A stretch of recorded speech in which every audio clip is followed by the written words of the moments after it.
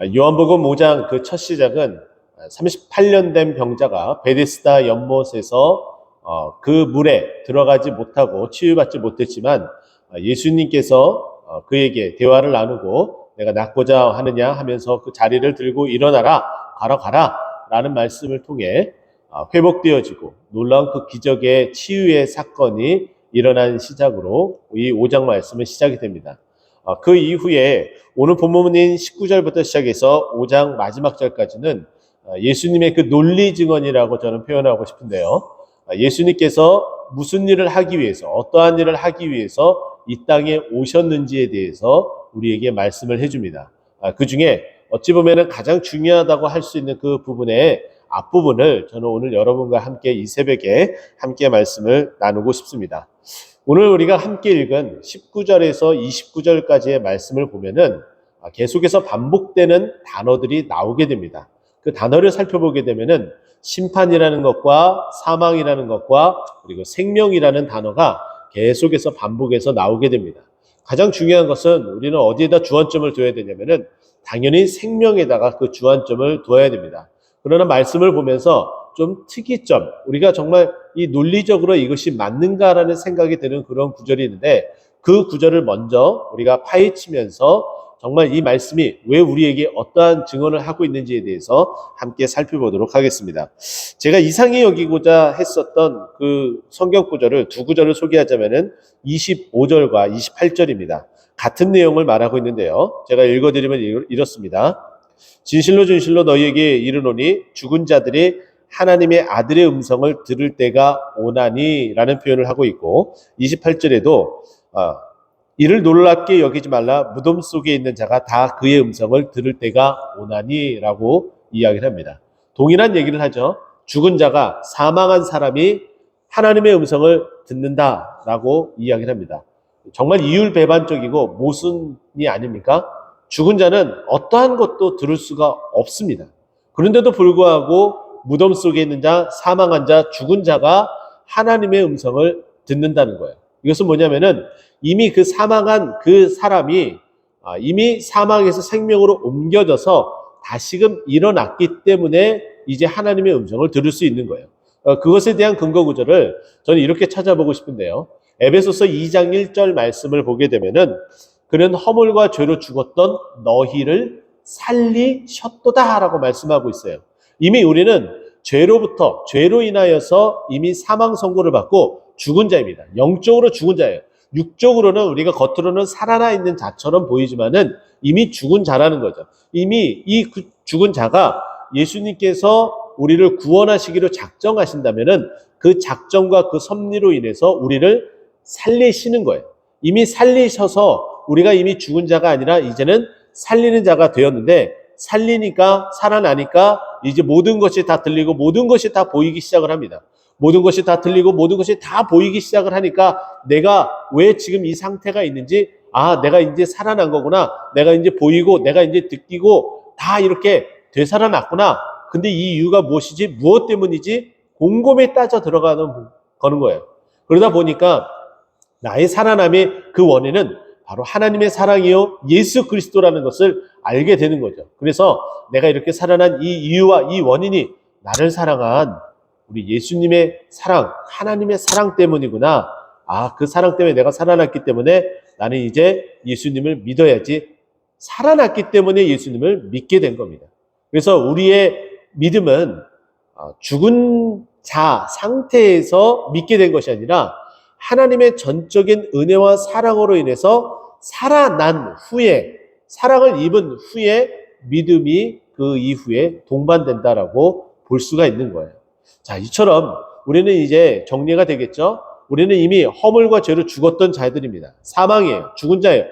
그래서 더 이상 어떠한 것도 할 수 없는 자이지만 그런데 어떻게 해요? 그 죽은 자가 우리 예수님께서 하나님께서 다시 살리셨기 때문에 우리가 살아난 존재로서 이제 그 음성을 듣게 되는 거예요. 근데 그 음성이 어떤 음성인지 우리를 사랑하는 그 말씀인지 우리가 살펴보면 이렇습니다. 19절 말씀 보면은 아버지께서 행하신 그것을 아들도 그와 같이 행한다.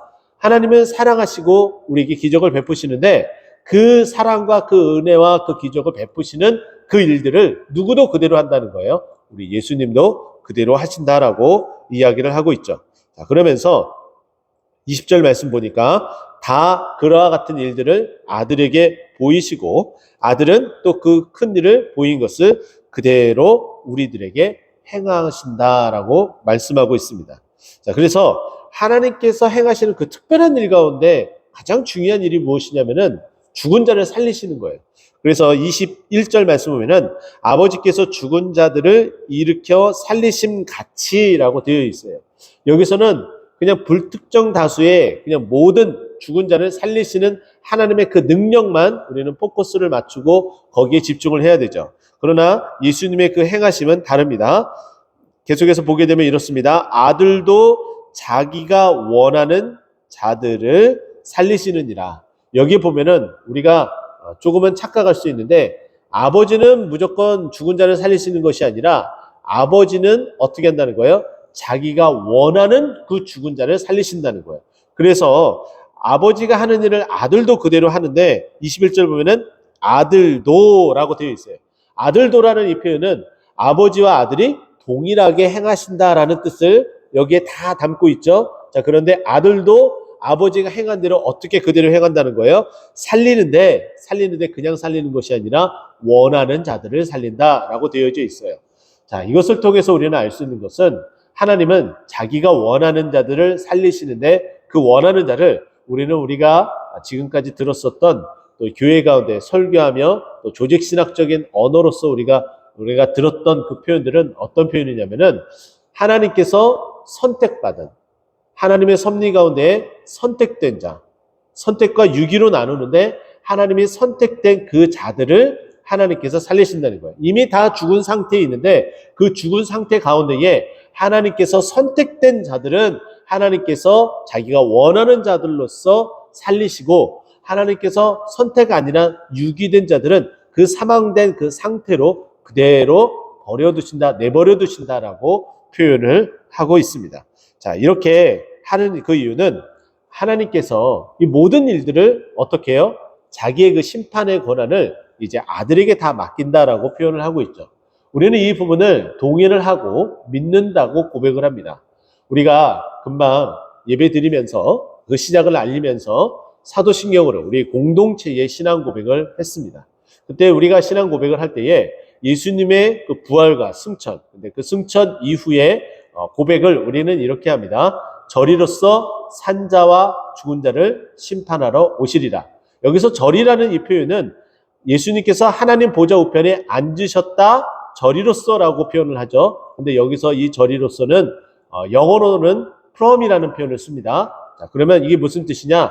하나님 보좌 우편에 앉으셨는데 그 보좌 우편에 앉으신 곳으로부터 시작해서 산자와 죽은 자를 심판하러 재림하신다라는 뜻을 하고 있고 우리는 그 뜻대로 믿는다라고 고백을 하는 거예요.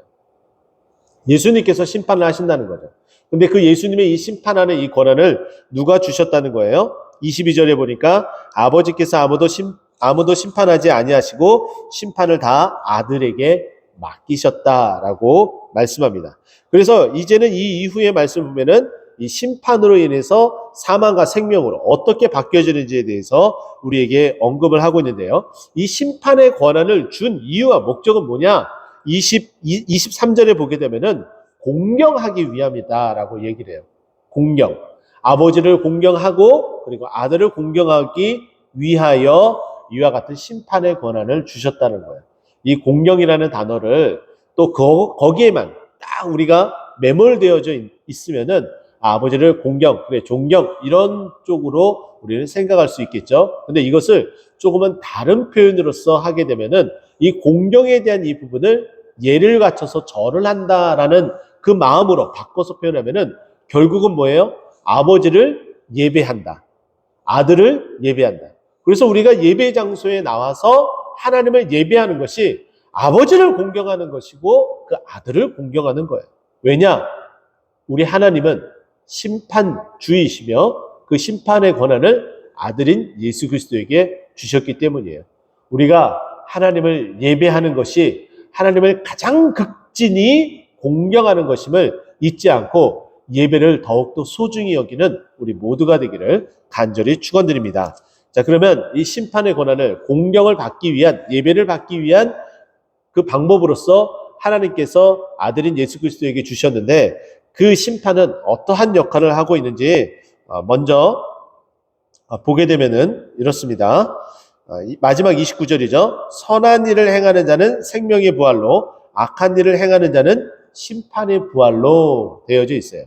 그래서 여기 보면은 심판에 대한 부분이 이제 두 가지로 나타나게 됩니다.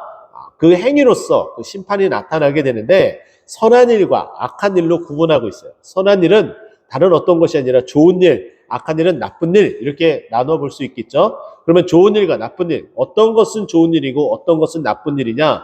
하나님을 잘 믿고 예수 그리스도를 잘 믿는 것은 좋은 일, 선한 일이고, 예수 그리스도를 믿지 않고 그 믿음 가운데에 동떨어져서 멀리 떠나져 있는 것을 악한 일로 봅니다. 자, 그러면 예수 그리스도를 믿게 되면은 생명을 갖게 된다는 거예요. 생명으로서 죽은 자가 다시금 부활한다는 거죠. 자, 그러면 반대로 어떻습니까? 악한 일, 예수 그리스도를 믿지 않는 일, 그것은 뭐예요? 하나님께서 여전히 그 사망 가운데 그대로 내버려 두신다는 거예요. 그래서 심판을 받게 되고, 심판을 받는다는 것은 결국은 사망에서 생명으로 옮겨지지 않고 여전히 그 사망 가운데 있게 된다는 거예요. 자, 그래서 우리가 다시금 말씀으로 돌아가서 24절을 말씀 보게 되면은, 나를 보내신 자를 믿게 되면 영생을 얻고 심판에 이르지 아니한다. 그래서 사망에서 생명으로 옮겼다라고 말씀하고 있어요. 자, 그러면 여기에 두 문장이 우리를 이렇게 이끌어가고 있는데요. 한 문장은 영생을 얻었고 심판에 이르지 아니한다라는 표현이고, 또 하나는 사망에서 생명으로 옮겼다라는 거예요. 그러면 여러분들이 같이 연결을 해야 돼. 만약에 두 가지 색 볼펜을 가지고 있다면은 심판이라는 곳에 동그라미를 치고 사망이라는 곳에 동그라미를 치셔야 돼요.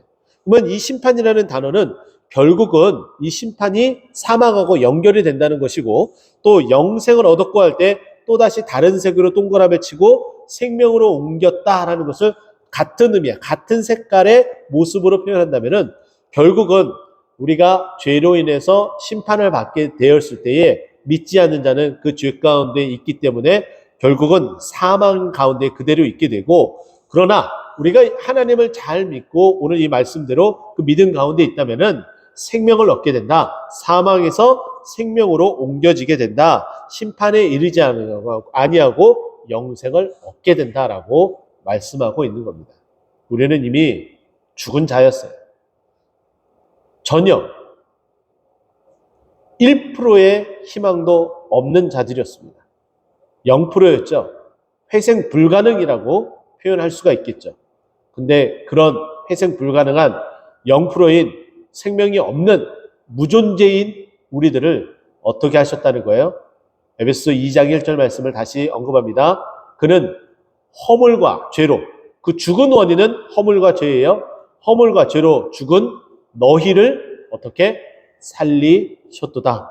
우리는 살아났습니다. 그래서 믿게 되었습니다. 이 심판 가운데 우리는 이제 이르지 아니하게 됩니다. 왜냐하면 우리는 살아났기 때문이에요. 근데 그 살아난 것은 무엇을 위해서요? 아버지를 공경하고 예수님을, 그 아들을 공경하기 위해서다. 결국은 예배하기 위해서다. 우리가 영생을 맛보고 다시 살아난 존재들이라면 언제든지 주님 앞에 나와서 예수님의 그 믿음 가운데 예배하는 자로서 온전히 쓰기를 간절히 축원드립니다. 기도하겠습니다.